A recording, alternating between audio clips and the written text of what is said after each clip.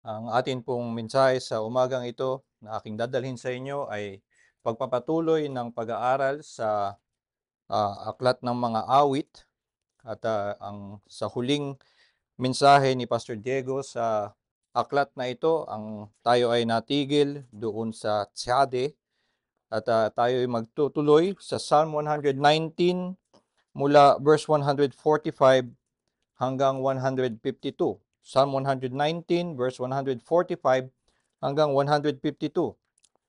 Itong mga awit na ito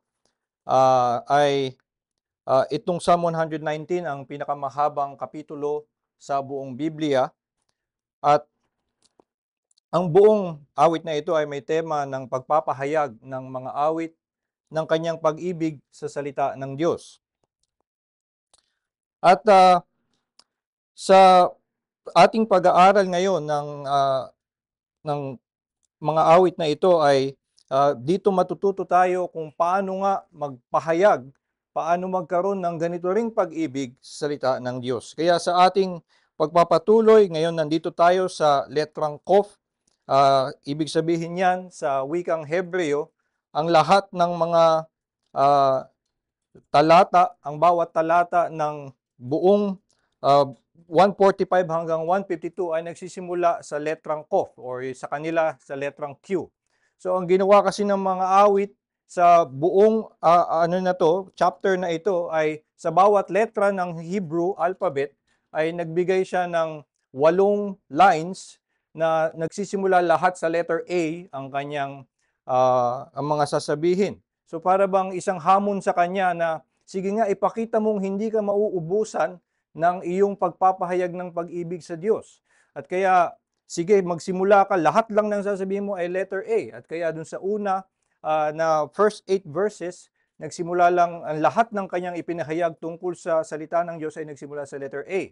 At sunod-sunod na nga yung best, yung Gimel, yung Dalet, He, yan lahat ay mga letter ng Hebrew alphabet at sa bawat isa ng letter ay nagbibigay siya ng mayamang pagpupuri sa salita ng Diyos. At kaya nga sa ating pagpapatuloy pagdating sa letrang Kof, ito ang kanyang mga binigkas at patuloy tayong matututo ano ang itsura ng puso na tunay na namamangha sa salita ng Diyos. Kaya atin ding pag-aralan ang verse 145 to 52. Ang babasahin ko sa inyo ay ang salin sa Ingles ng English Standard Version. Pakinggan natin ang salita ng Diyos.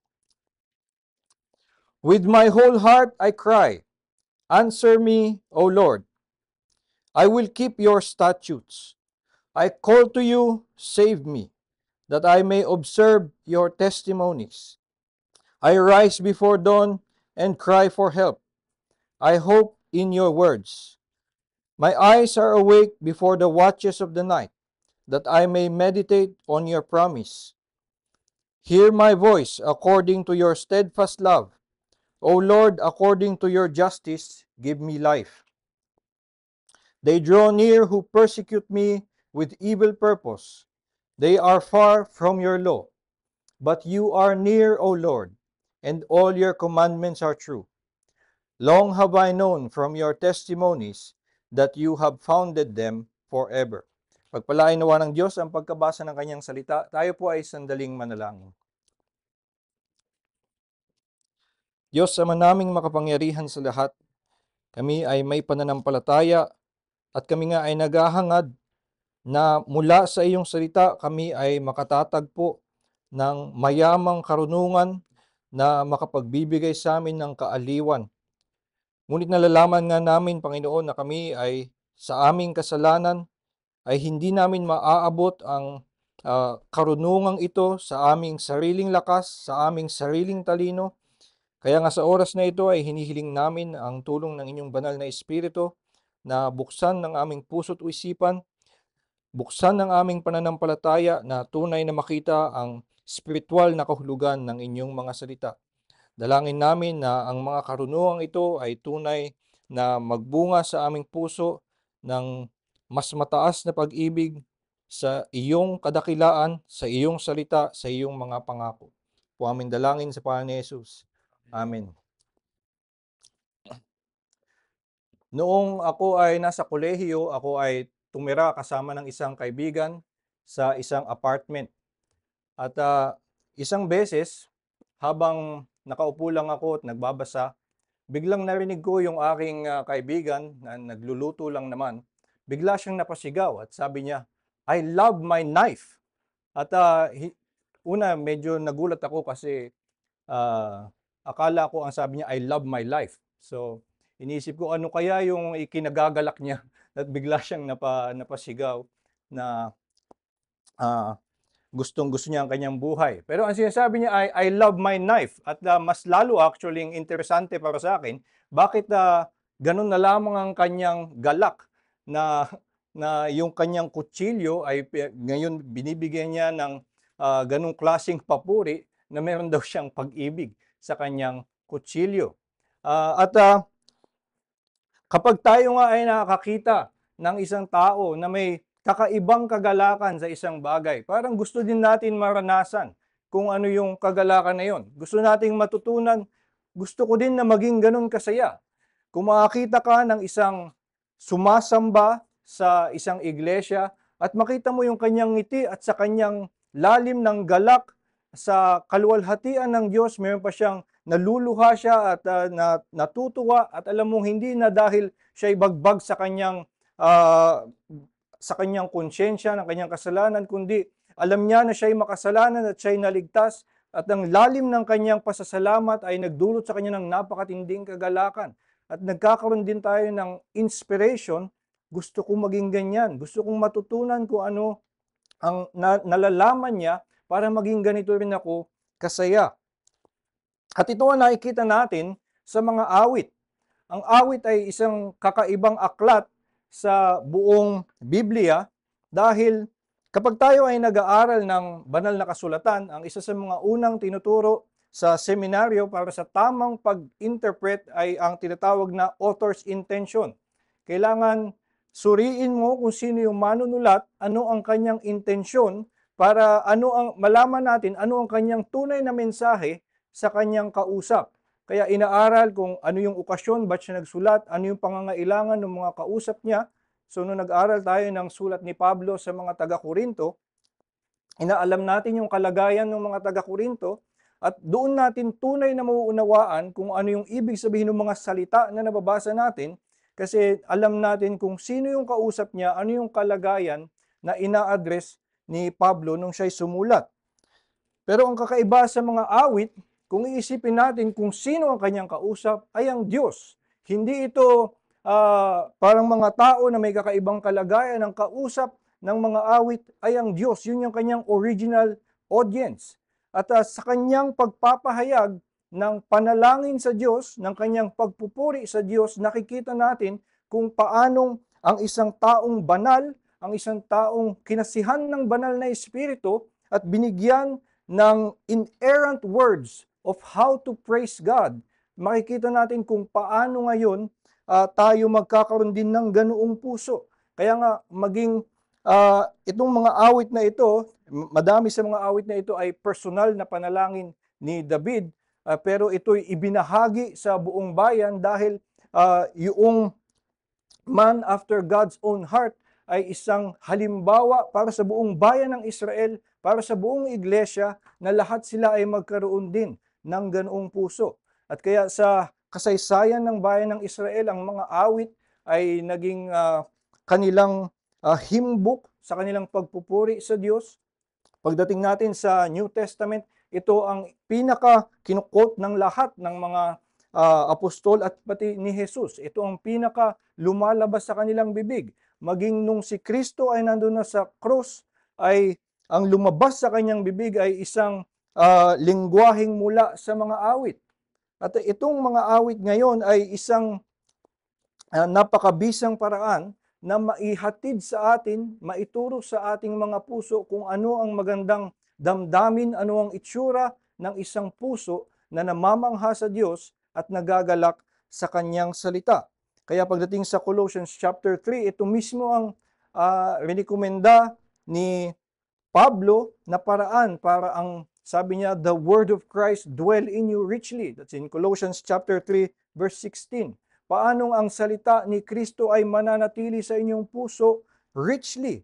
Ang gagawin nyo daw, ang kanyang mungkahing method ay by teaching and admonishing one another in psalms, hymns, and spiritual songs. It's a very effective way na yung mensahe ng doktrina ng salita ng Diyos ay talagang maitanim sa ating puso kung ito ay inilagay sa madamdaming awit.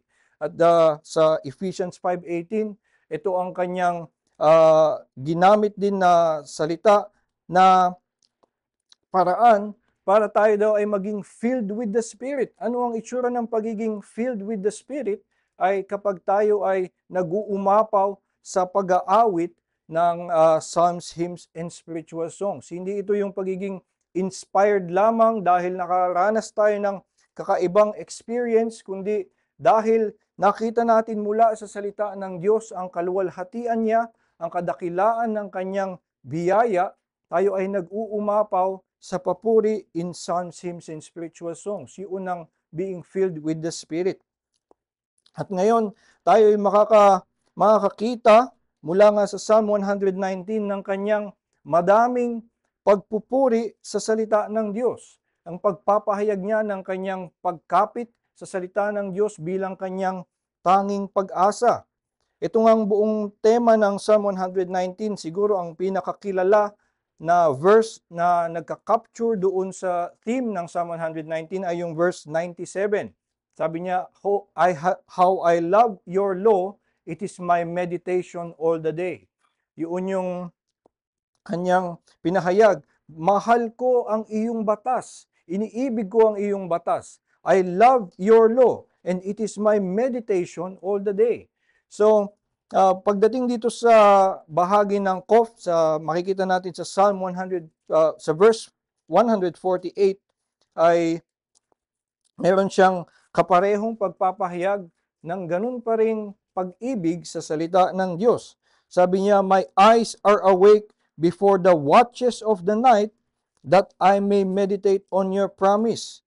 Ito nga ay madalas na ituro ng mga books on spiritual disciplines na example ng isang may napaka-exemplary na pag-ibig sa salita ng Diyos, na exemplary discipline na siya daw ay gumigising before the watches of the night. At ito yung pagbabantay ng mga nasa watchtower kapag ikaw ay isang nung sinaunang panahon, merong mga may shift na magbabantay ng inyong town. So merong mga nagbabantay paggabi. At before the watches of the night, sila ay gising kasi nga siya daw ay magninilay-nilay sa pangako ng Diyos. So ito yung kanyang, ganun na lamang yung kanyang pag-ibig sa salita ng Diyos na mawalan na ng tulog, ay siya nagninilay-nilay pa rin sa mga pangako ng Diyos. At ito nga nakikita natin na mayroong isang tao na example for us of how to praise God, how to worship Him, ano ang itsura ng pagkapit sa kanyang salita, ano ang itsura ng isang puso na nakikita niyang ang pag-asa niya ay ang salita lamang. Napapatanong tayo, paano maging ganyan? Paano na yung awit niya ay magiging awit ko rin? Paano na yung ganyang klaseng salita ay magmumula din sa aking puso at masasabi ko sincerely tulad niya na I hope in your words. Well, para matutunan yan ay kung ating pag-aralan ang kanyang mga salita, makikita natin na meron siyang dalawang katotohanan na pinanghahawakan na kung atin ding matututunan ay baka tayo'y makagaya sa kanya. Magkaroon tayo ng pusong katulad niya na meron niyang nag-uumapaw na pagkamangha sa salita ng Diyos. So itong dalawang katotohanan na ito ay magkatambal. Makikita natin ito sa kanyang mga salita. At ang magkatambal na katotohanan na ito ay makakatulong sa atin na magkaroon ng ganong klasing paghawak sa salita ng Diyos na masasabi natin tulad niya, I hope in your words. At ang unang katotohanan na gusto kong makita natin ay yung kanyang makikita natin sa loobin na siya'y nakikilala niya kung ano ang kanyang tunay na problema at ito ay kasalanan. He rightly realizes that his true problem is sin. At ito ang kakaiba sa mga awit na ito at ito ang pundasyon kung paanong siya ay nagkaroon ng ganun na lamang na pagkamangha sa salita ng Diyos. Kung tingnan natin yung kanyang panalangin, ay mapapansin natin meron siyang lengguwahe ng desperation. Siya ay dumadaing, yun ang saling sa Tagalog, dumadaing siya and yung language niya ay parang may sense of urgency. Makikita natin sa verse 145, siya sabi niya, with my whole heart I cry, answer me, O Lord. At kapag ganyan magsalita, nakikita natin o naiisip natin na yung nagsasabi niyan ay merong desperation na siya nga ay madinig ng Diyos. Kasi nga matindi, naramdaman niya ang kanyang matinding pangangailangan. Ganon din sa 146, I call to you, save me. At kapag ganyan na nga na humihingi ng saklolo, ay dahil nakita niya na wala na siyang pag-asa, natakot na siya sa kanyang kalagayan, at kaya wala na siyang magawa kundi tumingala at sasabihin, I call to you, God, save me. At maging sa 147, ay makikita natin, sabi niya, I rise before dawn. Ganun na lamang na urgent sa kanya yung pangangailangan niya, gigising siya ng maaga, I rise before dawn and cry for help. Ganun katindi ang kanyang pagkadama ng bigat na kanyang naramdaman. Pero ang kakaiba dito ay kung ano ang kanyang hinihingi. Siguro tayo din ay nagkaroon na ng pagkakataon na nanalangin tayo ng may ganyang pagdaing. Ako pag iniisip ko kung kailan ako nagkaroon ng mga panahon na ako ay medyo nakaramdam talaga ng matinding takot at gusto kong napapa-pray ako ng I call to you, save me. Ang mga unang pumasok sa isip ko ay pag nakasakay ako sa eroplano tapos baka mamatay ako. Diba? Yun yung yun yung isang mga pagkakataon, very common na pagkakataon. Kapag ganun nakatindi ang ating sitwasyon at tingin natin wala tayong ibang pag-asa kundi ang pag-iingat ng Diyos, doon tayo biglang napapatawag sa Kanya. Pero kung titignan natin, itong mga awit, ang kanyang hinihingi ay ang kanyang mga binanggit ay gusto lamang niya na siya'y makasunod sa utos ng Diyos. Yun yung wala sa kanya. Yun yung urgent situation para sa kanya. Yun yung kanyang dire need. Kaya siya ngayon ay nanghihingi ng tulong mula sa Diyos. Dahil siya ay nalalayo sa kautusan ng Diyos, dahil siya ay may kahinaan at hindi niya magawa ang kautusan ng Diyos. Kaya't siya ngayon ay humihingi ng tulong. With my whole heart I cry, answer me, O Lord, I will keep your statutes. Ito ang gusto niyang gawin, ito ang gusto niyang marating, ito ang hinihiling niya ng tulong. Kailangan kong makagawa ng iyong mga kautusan. Ganon din sa 146, I call to you, save me, that I may observe your testimonies. Ito ang kanyang nakikitang pangangailangan at hindi na dahil wala siyang ibang nakikitang mga panganib. Makikita natin nga sa verse 150, sabi niya, they draw near who persecute me with evil purpose. So may nakikita naman siya na mga kaaway, merong talagang real physical impending danger, pero ang nakikita niya na mas mahalaga at mas matimbang na problema sa kanyang kalagayan ngayon ay dahil sa pagkakaipit niya sa kanyang mga kalaban, tapos siguro siya ay natatakot, nanghihina, walang lakas ng loob. Siya ngayon ay hindi makatupad sa mga kautusan ng Diyos. At ito ang kanyang pinapangamba, kaya siya ay lumalapit sa Diyos at siya ay nanghihingi ng tulong. With my whole heart I cry, answer me, O Lord, I will keep your statutes. I call to you, save me, that I may observe your testimonies. So makikita nga natin na itong kanyang pag-ibig sa salita ng Diyos ay nagmumula sa kanyang pagkilala kung ano ang kanyang tunay na problema.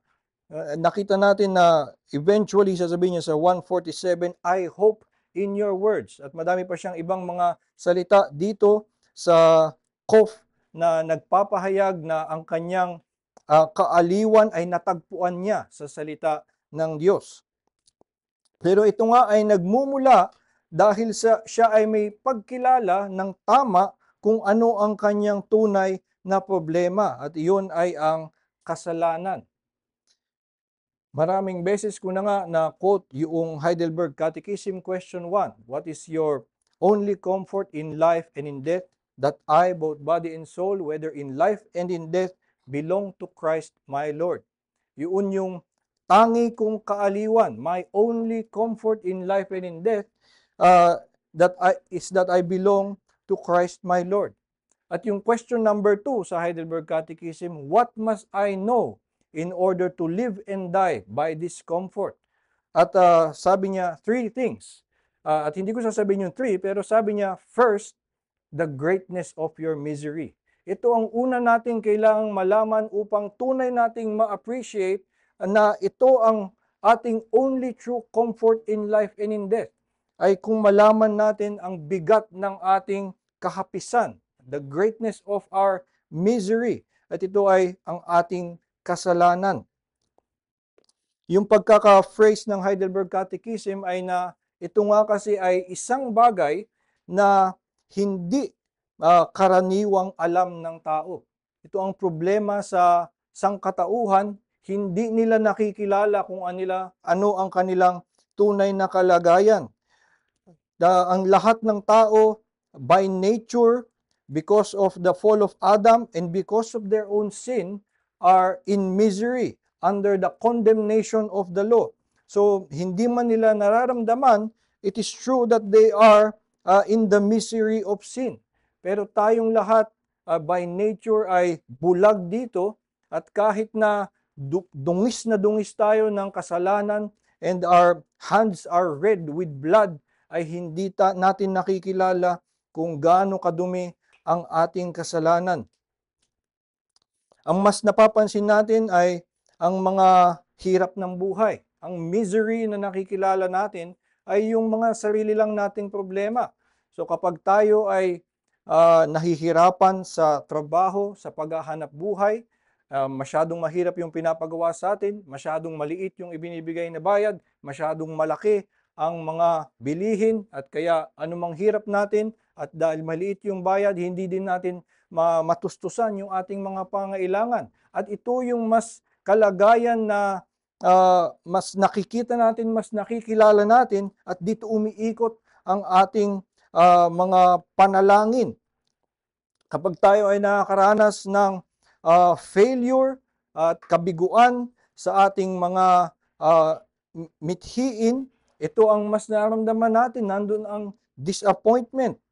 Kapag meron tayong ano pang mga sarili nating problema, ito ay kaya nating makilala. Kapag meron tayong kagalit o madaming mga galit sa atin o yung mga mahal natin sa buhay ay hindi peaceful ang ating relationship, ito ang mga problema na mas mabigat sa atin. Pero parang hindi tayo ganun kagising na makilala ang problema ng kasalanan. Ako man ay aaminin ko, madami sa mga naaalala kong kinahihiya ko ay hindi actually kasalanan, kundi nakakahiya lang. Na kumbaga parang medyo engot lang ako nung panahon na yon, at hindi man talaga mali, hindi siya pagsuway sa salita ng Diyos. Pero minsan, mas matindi ang hiyang nararamdaman ko sa mga bagay na hindi actually tungkol sa kasalanan, kundi dahil napahiya ako sa harap ng tao. At ito ang kalikasan ng isang tao. Mas gising siya sa opinyon ng tao kaysa sa katotohanan na nilabag niya ang salita ng Diyos at ano ang bigat nito. At kaya nga itong awit na ito, kung ating matututunan at kung ating ninanais na magkaroon ng katulad na pag-ibig sa salita ng Diyos, ang unang hakbang ay ating ding matutunan itong ganitong pagkilala kung ano ang ating tunay na problema, at ito ay ang kasalanan. Ito nga sinasabi din sa atin ni Jesus na sa Matthew chapter 10 verse 28 na wag niyong katakutan yung mga those who will kill the body, but fear him who after killing the body can kill the soul in hell. So ang katakutan natin ay siya na nilalabag natin ang kanyang batas and will justly condemn us in hell for our sins. At hindi na ang kinakatakutan natin ay mga tao na ang kaya lamang saktan ay ang ating katawan. Ito isang magandang panawagan sa mga hindi pa sumasampalataya kay Jesus sa pangako ng kaligtasan sa pamamagitan ni Hesukristo. Siguro hindi nyo nakikilala ang inyong pangangailangan sa kaligtasan dahil hindi nyo pa nararamdaman or hindi nyo pinaprioritize, hindi nyo pinapakinggan ang sigaw ng inyong konsyensya na kayo ay nasa ilalim ng kasalanan. Ang batas ng Diyos ay humahatol sa buong sangkatauhan at ikaw man ay hindi nakakaramdam ng guilt dahil nakalyuhan na ang iyong konsensya sa kakagawa ng kasalanan, ikaw pa rin ay nasa ilalim ng righteous judgment of the law at ikaw ay under this misery. At ang tanging paraan out of this misery ay ang kaligtasan na biyaya sa pamamagitan ni Hesukristo. Ito rin ay isang magandang paalala sa atin na mga mananampalataya na dahil kahit tayo ay lumago na at naligtas na mula sa ating mga kasalanan, may nananatili pa rin kasalanan sa atin at ito pa rin ang ating pangunahing kahapisan. Ito pa rin ang ating pinakamabigat na problema at hindi dapat natin isinasantabi na ang kasalanan ay ang siyang pinakamabigat nating problema, kaya tayo patuloy pa rin dapat kumakapit sa salita ng Diyos.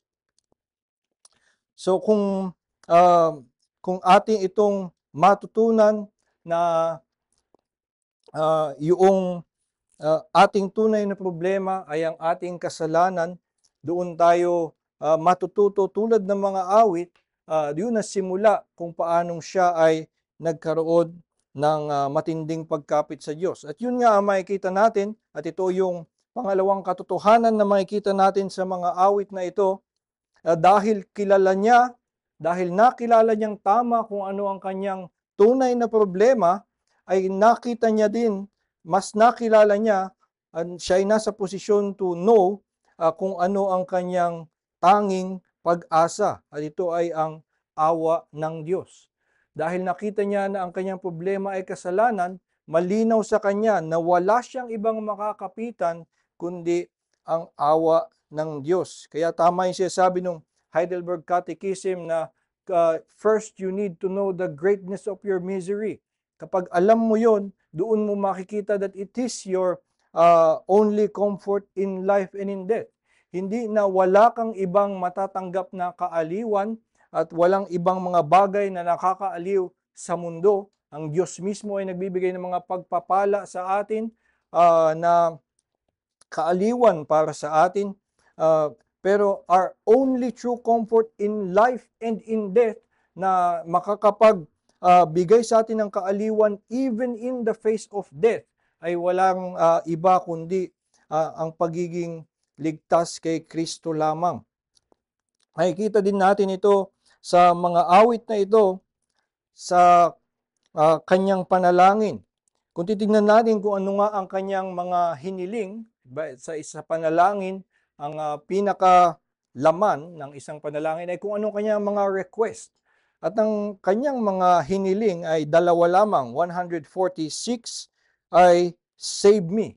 Ito ang kanyang plea to God. Iligtas mo ako. I call to you, save me. At itong hiniling niya ay that I may observe your testimonies. Again, in 149, ito naman yung pangalawa niyang pagtawag, hear my voice according to your steadfast love. O Lord, according to your justice, give me life. So nakikita natin na ang katotohanang alam ng mga awit na ito, kaya't siya'y may pagkapit sa salita ng Diyos, ay dahil alam niya na siya ay patay sa kanyang kasalanan. kaya't ang kanyang hinihiling, give me life. Alam niya na sa kanyang sarili, hindi niya kayang tuparin ang salita ng Diyos. Kaya siya ay humihiling, save me that I may observe your statutes. Kailangan ko ang iyong pagliligtas, kailangan na ikaw ang magkaloob sa akin ng buhay para ako ay makalakad ng naaayon sa iyong kautusan. So ito ang kanyang pinanghahawakan, kaya't meron siyang ganoong pagkapit sa salita ng Diyos. At makita din natin kung ano ang pinagbasihan niya nitong kumpiyansa na ito. Makikita natin yan sa kanyang mga pahayag sa verse 149. Ano yung basihan ng kanyang pananampalataya na siya'y didinggin ng Diyos? Ang sabi niya, according to your steadfast love.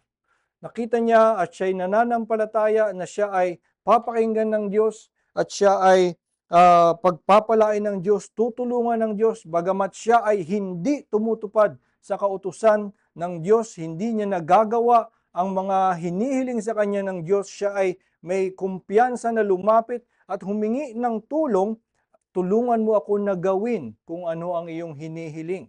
So ito ang pinanggalingan nun, sabi niya, it's according to your steadfast love. Dahil ikaw ay mayaman sa pag-ibig, alam ko na ikaw ay makakarinig sa akin at ako'y bibigyan mo ng kalakasan na tuparin ang iyong mga kautusan. May pag-uulit siya, sabi niya, O Lord, according to your justice, give me life. At minsan, na misinterpret yan na para bang, so yung pagbigay sa atin ng pagpapala ay naaayon sa kanyang paghatol na ikaw ay mabuti ka naman, bibigyan kita ng pagpapala. Tapos siya ngayon ay nagmamataas, o kilalanin mo na ako ay karapat-dapat naman na bigyan mo ng buhay, according to your justice, give me life. Pero hindi yun ang kanyang ibig sabihin. Ang Hebrew word na sinalin dito for justice ay yung verdict, ay judgment. So, O Lord, according to your previous verdict na ibinigay. So siya ay bumabalik sa isang verdict na ibinigay sa kanya, and this is referring to, I'm convinced that it is referring to the just declaration of his righteousness, yung justification na hindi ayon sa kanyang sariling kabutihan kundi pagpapatawad ng kanyang mga kasalanan, pag-aaring ganap sa kanya, at ito yung verdict that was given to him. According to that verdict that you have accepted me, according to that judgment that you have already made, give me life. Patuloy siyang bigyan ng buhay dahil siya'y kinilala na bilang salita ng Diyos. Ito ay makikita natin sa Psalm 32, Blessed is the man whose sins are forgiven. Yung kanyang transgressions ay kinalimutan na ng Diyos. Doon nagsisimula ang buhay, ang blessedness. At ito ang kanyang hinihiling, ito ang nakikita niyang basehan ng paghiling sa Diyos ng buhay ay according to your steadfast love, according to your justice. At kaya nga, yung kanyang pag-asa ay nakabase sa trustworthiness of God's word alone at hindi dahil sa kanyang sariling kabutihan, hindi dahil nakikita niya na siya'y karapat-dapat na makatanggap ng pagpapala sa Diyos. Ang kanyang pinanghahawakan ay ang pangako ng Diyos na siya from before declared him righteous even though he was not. He was declared righteous by virtue of the Messiah, because God promised in His word that He will be faithful to him, at bagamat siya ay lumiko-liko paminsan at madapa-dapa sa pagsunod sa salita ng Diyos, siya ay kikilusin, papakilusin ng Diyos na siya nga ay makasunod sa kanyang mga kautusan. At makikita natin na ang kanyang pinanghahawakan ay ang salita ng Diyos doon sa verse 151, sa kanyang pagpapahayag ng pananampalataya sa salita ng Diyos. Ang kanyang ginamit na salita ay, all your commandments are true. Ito ay isang kakaibang sentence para sa akin dahil ang commandment ay isang utos. Ang utos ay Halimbawa, sinabi, huwag kang papatay, at ang utos na ito ay sinasabi natin, tama ba yon, maganda ba yon, o ito ba ay mali? Pero ang kanyang ginamit na salita ay, they are true. Hindi ito ay right or wrong, or is it a good advice or good command. Ang ginamit niya salita ay, they are true. They are straight. Ang kanyang utos sa akin, ang siya ang katotohanan. Ito ang lumilikha ng katotohanan, ang utos. At tulad na kapag sinabi ng Diyos, dapat may ilaw, nagkakaroon ng ilaw.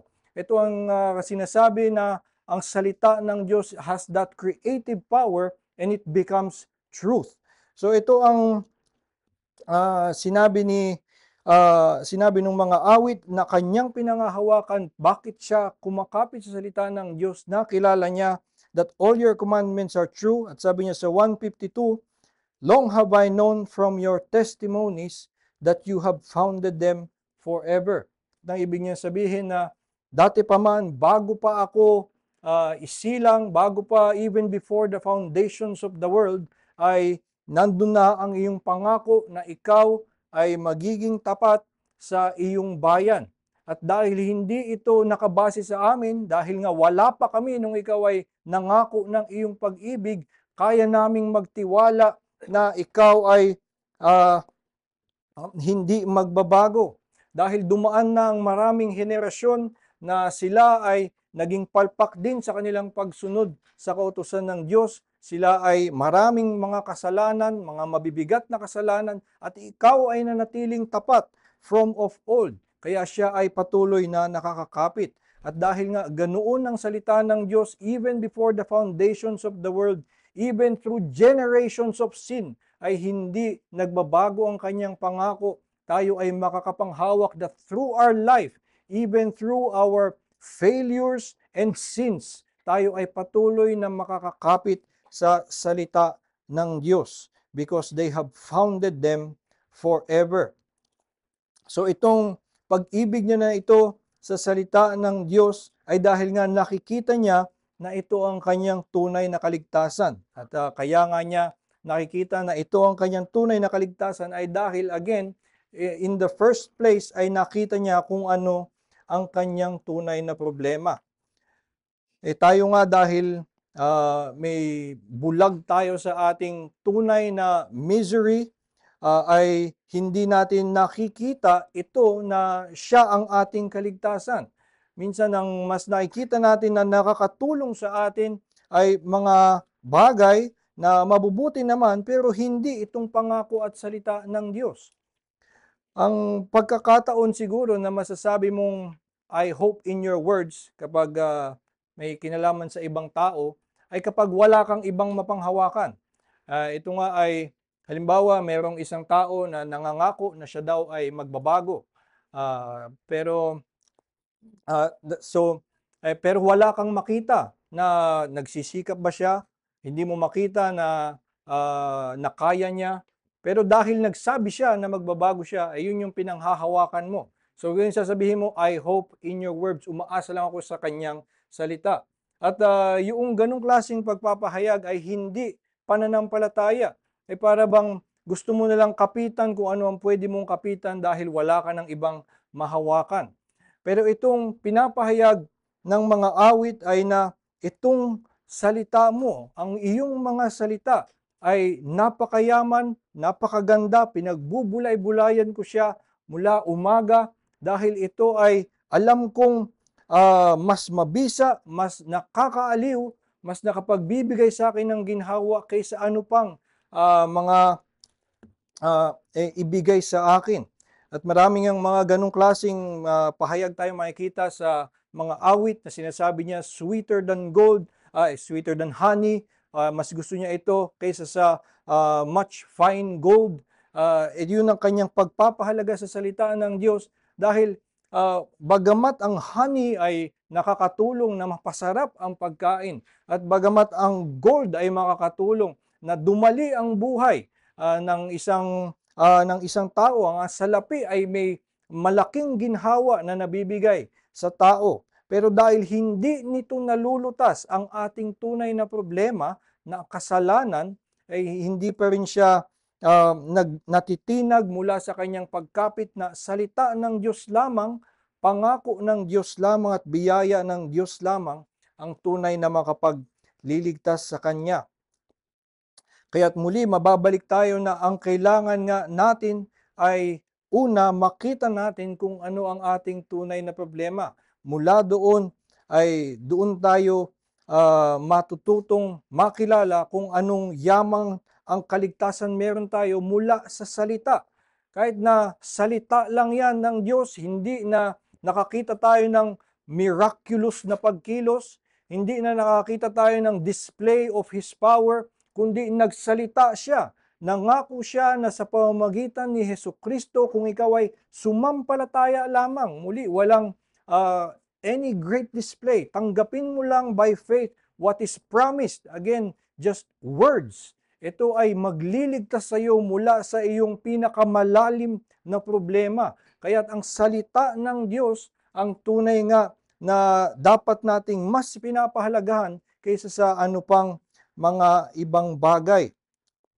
At ito ay pinapahayag din sa atin ni Jesus in different words. Sabi niya sa Matthew chapter 16 verse 26, "What will it profit a man if he gains the whole world but forfeits his life?" Ito nga ay nagbibigay sa atin ng perspective na kung ang sa ating paningin ay napakadami ng ating makukuha from the world, kung makuha natin ang lahat ng ino-offer ng mundo, ito ay malaking ginhawa sa atin, ay binibigyan ni Jesus ng perspective.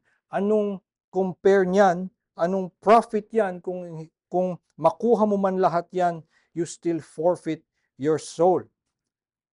Kaya nga ang kailangan talaga ay makita natin ang ating tunay na problema, kasalanan. Pero ito nga kasalanan ay talagang tuso at minsan meron ding nakikita na nga ang kanilang tunay na kalagayan, nakikita nila na kasalanan ng kanilang pinakamabigat na problema, pero hindi pa nila nauunawaan na ito'y sa pamamagitan ng biyaya lamang at ng kaligtasan lamang sa pamamagitan ni Hesukristo. At ito yung mga nagiging relihiyoso sa iba't ibang relihiyon ay sa Romano Katoliko, lahat ng iba pang religions, even not yung mga Christian na religions, ay may pagsisikap na baguhin ang kanilang buhay dahil nakikita nila itong kasamaan na nakikita ko sa akin sarili, kailangan ko itong alisin. Kailangan itong mawala sa akin. Ito ang pinagdudulot ng problema sa buong mundo. At kaya ang kanilang nakikitang solusyon ay pagsisikapan nila na ito ay alisin. So dati nagkaroon sa kasaysayan na ang gagawin na lang nila ay magkukulong sa isang monastery dahil tingin nila kapag nanahimik na lang sila, hindi na lang sila nagsalita, hindi sila masyadong kumain, hindi na lang sila nag-asawa, at pag di sila nag-asawa, mauubos ang kanilang lahi, kaya pag namatay na sila ay naubos ang kasamaan. So ganito ang naging pag-iisip na ganito daw solusyonan. Pero hindi nila nakita na pumunta sila sa isang tahimik na lugar, lumayo sila sa lahat ng kanilang kaaway, at wala silang kahit anong gawin sa puso nila, mananatili pa rin ang kasalanan. So hindi maaalis ito kahit saan mo dalhin, in the holiest place ka tumambay at wala kang kausapin, wala kang kaawayin, nandun pa rin ang iyong puso na nalalayo sa kanyang kautusan, kaya ikaw ay nandun pa rin sa parehong kahapisan at kailangan mo pa rin ang parehong kaligtasan. At hindi maaari na ang kasalanan na ito, ang problema na ito ay malutasan ng kahit anong iba liban sa biyaya ng Diyos. Dahil hindi maaari, imposible na tayo ang makalutas nito. Hindi maaari na dahil makasalanan tayo, simula ngayon, ako ay magbabago na at gagawin natin, sisikapin mo na matabunan ng iyong kasalanan. Ang lahat ng mga gagawin mo pa rin, even your best works, will fall short of the glory of God. at kung ganon, nagdadagdag ka pa ng mga kasalanan ulit na maliban sa mga kasalanan mong una, lahat ng pagsisikap mo ay may karagdagang uling kasalanan at hindi ka nakakaabante kung ang susukatin ay kung ikaw ba ay nabubura mo ang kasalanan. Maliban sa ang pinaka mabuti nating gawa ay makasalanan pa rin, ang pinakamaliit nating kasalanan ay masama pa rin. At kung yung pinakamaliit nating kasalanan ay masama pa rin dahil ito ay pagsuway sa kaluwalhatian ng Diyos at hindi mapapalitan yung mga nakaraang kasalanan ay hindi mabubura kahit simula ngayon ay maging perfect na ang lahat ng iyong gagawin, nandun pa rin yung record ng iyong mga kasalanan at hindi kailanman aabot ang iyong pagsisikap na matabunan ng iyong kasalanan. Ganito ang ating hopelessness in sin. Kaya ang kailangan natin ay maligtas, kaawaan ng Diyos, patawarin ang ating mga kasalanan. He needs to cancel the debt of our sins. Ito ay ginagawa lamang niya through Jesus Christ. Kung tayo ay sasampalataya sa Kanya, yun ang ating tanging pag-asa na makaahon mula sa tunay na kahapisan na ating kinalalagyan. Pag atin nga nakikita kung ano ang tunay na bigat ng ating kasalanan, magiging tulad ng mga awit na ito, ay makikita natin ang ating tanging pag-asa ay na ang Diyos ang magligtas sa atin at Siya ang magbigay ng buhay. Ang tangi nating pag-asa ay ang Kanyang pangako mula pa sa noong una, dahil ang kailangan natin ay isang pangako na hindi nagbabago. Isang pangako na kahit tayo ay paulit-ulit at patuloy na hindi umaabot sa batas ng Diyos, kailangan natin ng pangako na tulad ng sinasabi niya sa bagong tipan na sa Jeremiah, He will forgive our sins, our iniquity, and remember our sins no more. At dahil yun ang kanyang pangako, ito ang ating tanging matatayuan na maiahon tayo sa ating kasalanan. So kaya nga nakikita natin itong dalawang katotohanan na ito na pinanghahawakan ng mga awit dahil sa nakita niya kung ano ang kanyang tunay na kalagayan, nakita niya ang kanyang tunay na kaligtasan. At kaya ganun na lamang ang kanyang pagpapahalaga sa salita ng Diyos, bagamat siya ay siguro nakaranas ng maraming yaman at maraming ibang comforts in life, nasasabi niya na ang kanyang pag-asa ay ang salita ng Diyos. Noon ngang narinig ko yung aking kaibigan na sumisigaw ng I love my knife, ay noong narinig ko yun ay hindi ko pa na-appreciate dahil nung panahon na yun ay hindi ko pa naranasan na magluto. Nung ako ay nag-asawa na at na-experience kong makipagsagupaan sa kalabasa ay at ang binili lang naming kutsilyo ay yung random na chef's knife, yung pinakamura dun sa SM. At yun ang ginamit namin pang hiwa nung kalabasa. At talagang napakahirap, sakit sa kamay, sakit sa parang kahit anong magawa mo pagkatapos noon ay parang hindi sulit yung kailangan mong pagdaanan para kumain pa nung kung ano mang gusto mo. Nung na-experience na nga namin na nakakuha kami ng isang kutsilyo na siguro malapit-lapit dun sa quality nung nakuha niya, na-appreciate ko na nga din na oo nga, ang laking ginhawa kapag meron ka noong tamang kutsilyo na madaling kausap ang kalabasa, itabi mo lang, parang nahahati na siya mag-isa. So, ganoon ang kung ganoon nga na nung natutunan ko ang tunay na hirap kapag ikaw ay may maling kutsilyo, doon ko lang na-appreciate ang naitutulong ng isang magandang kutsilyo. At itong mga awit nga na natuto natin sa mga awit, paano siya nagkaroon ng ganoong pag-ibig sa salita ng Diyos, nagsisimula na nakita niya ang kanyang tunay na kalagayan, ang kanyang tunay na kahapisan, dahil nakita niya na kasalanan ng kanyang problema ay bagamat marami siyang ibang problema at binanggit nga niya na merong enemies na parating sa kanya, ang kanya pa ding nakita na pinakaproblema, hindi ko magawa ang iyong kautusan. At ito ang kanyang ihiniling ng tulong at dahil nakita niya ang kanyang tunay na problema ay malinaw sa kanya kung ano ang kanyang tunay na dapat panghawakan. Kung atin ding matutunan ang dalawang katotohanan na ito, ang ating tunay na problema at ang ating tunay na pag-asa, baka tayo rin ay matutong tulad nitong mga awit ay gumising ng umaga and meditate on His law. Baka magkaroon din sa ating puso na sabihin na I love your law, it is my meditation all the day.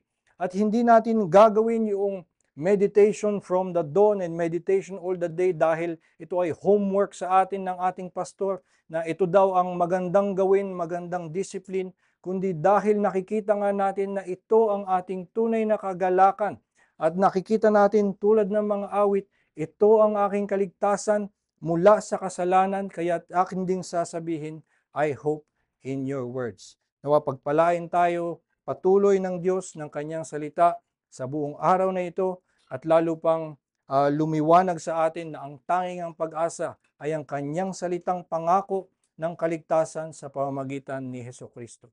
Tayo po'y manalangin. Ama naming Diyos, kami nagpapasalamat sa iyong salita na nagtutuwid sa amin at naghahayag sa amin kung ano nga ang aming tunay na kalagayan. Sa aming paglakad sa araw-araw, mas napapansin namin ang aming mga sariling problema, ang aming pinagdadaan ng mga kahirapan, at ang aming mga daing sa iyo, ang aming mga panalangin ay karaniwan mas patungkol sa aming mga kinahaharap sa mundo. At hindi tulad ng mga awit na ito na ang kanyang puso, ang kanyang prioridad sa kanyang panalangin ay hilingin ang iyong tulong na siya'y makasunod sa iyong mga kautusan. Salamat nga Panginoon sa salitang ito na nagpapaalala sa amin kung ano ang tunay naming pangangailangan. At nawa nga Panginoon ay matutunan namin na ito ang mabigat na pasanin namin bilang mga tao sa mundo, na kami ay mga makasalanan na lumabag sa iyong batas. At ayon sa iyong batas, kami ay nasa ilalim ng iyong hatol. At kung ito ang aming matutunan, ay makita namin na ang tanging nga naming pag-asa, anumang kaaliwan ang dala ng mundo, ang tanging naming pag-asa ay ang kaligtasan na matatagpuan sa iyong salita lamang. Kaya nga salamat Panginoon sa iyong ebanghelyo at dalangin namin na dahil nakikita namin ang aming tunay na kahapisan, kami patuloy na kumapit sa iyong pangako lamang, kami magalak at mamangha na anumang bigat ng aming kasalanan, ang napakayaman ng iyong biyaya sa pamamagitan ni Hesukristo. Kaya tulungan niyo kami Panginoon na laging kumapit sa dalawang katotohanan na ito, kilalanin namin palagi ang aming kasalanan at magtiwala lamang sa iyong ebanghelyo. At dalangin nga namin na patuloy niyo pa kaming samahan at pagpalain sa buong araw na ito, sa lahat ng salitang aming maririnig, maging sa mga aming aawitin at maging sa mga pag-uusap na mangyayari sa aming kalagitnaan. Nawa nga ay patuloy na mapalalim ang aming pagkamangha sa iyong mga pangako na siyang aming tanging pag-asa na maligtas, maiahon mula sa aming kahapisan. Ito po aming dalangin sa pangalan ni Jesus. Amen.